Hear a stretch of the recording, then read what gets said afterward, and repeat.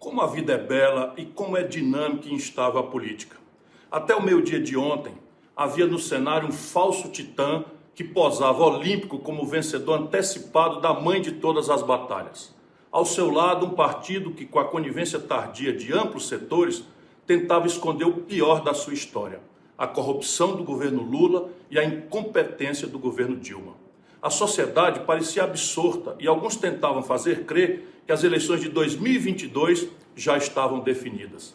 Mas bastou apenas uma leve cutucada para que este falso cenário se desfizesse, para que os fanfarrões tremessem na base, revelando o quão inseguros estão em relação ao presente e ao futuro, e para que eles mostrassem seu verdadeiro rosto, que traz em uma bochecha o medo, na outra bochecha a arrogância e nos olhos muita, mas muita hipocrisia.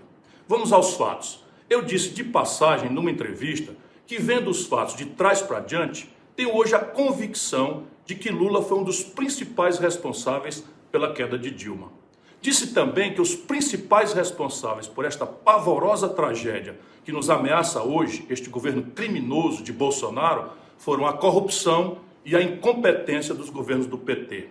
Os cães raivosos silenciaram quanto a esta última denúncia, que eles, aliás, nunca conseguem responder, e tentaram fazer com que o mundo desabasse sobre mim por ter mostrado algo que qualquer observador mais arguto pode agora perceber. Repito, Lula, sim, foi o maior fator de desestabilização do mandato de Dilma. Ele fez isso de forma às vezes consciente e de forma às vezes inconsciente. Fez isso tanto no passado remoto como nos momentos finais da agonia dela. Fez isso no passado remoto quando loteou o governo com os personagens mais corruptos da história do país e deixou esta herança maldita para sua sucessora.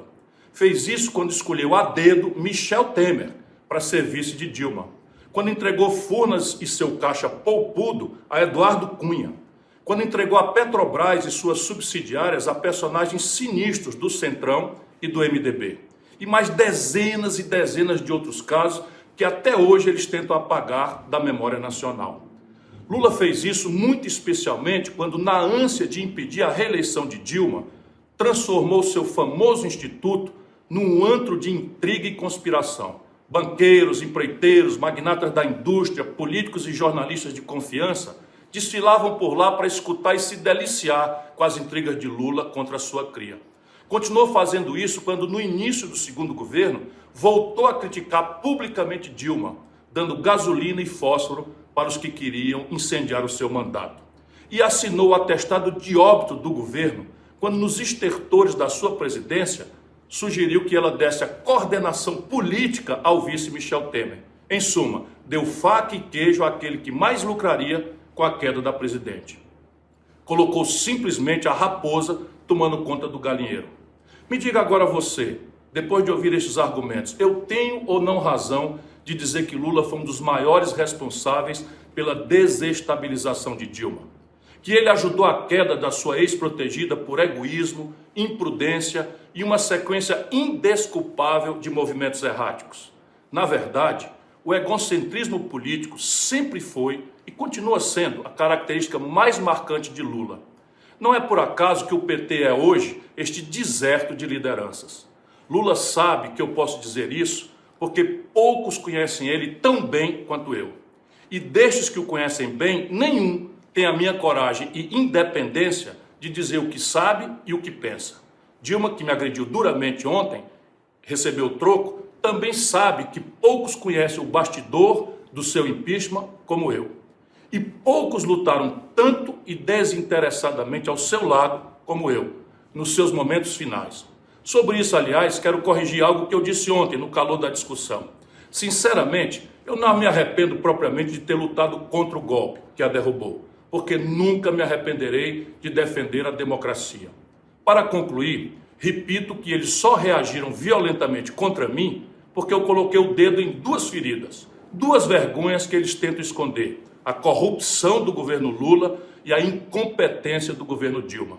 Duas pragas que o PT semeou porque repetiu o mesmo modelo econômico, o mesmo tipo de governança, a mesma cumplicidade com os corruptos profissionais, o mesmo recrutamento de técnicos incompetentes e pouco criativos de governos anteriores. A mesma coisa, aliás, que está fazendo a cria nojenta e involuntária deles, esta praga chamada bolsonarismo. Porém, mais importante do que analisar o passado e seus reflexos no presente, é alertar para o risco, para o nosso futuro, do que seria a reincidência no erro de Lula. Com toda a cegueira, oportunismo e soberba, ele já começa a fechar acordos com estes mesmos personagens sombrios do passado. Que futuro, por acaso, ele estaria pensando para o Brasil? A reedição do mensalão, do petrolão, da rapinagem das nossas riquezas pelos abutres de sempre? Por isso, sofra o que sofrer, eu não deixarei um só minuto de combater os erros do PT e os erros de Bolsonaro. E jamais me intimidarei com a falsa cilada que diz que combater os erros do PT é fortalecer Bolsonaro. Ao contrário, combater estes dois erros é fazer o bom combate a favor do Brasil.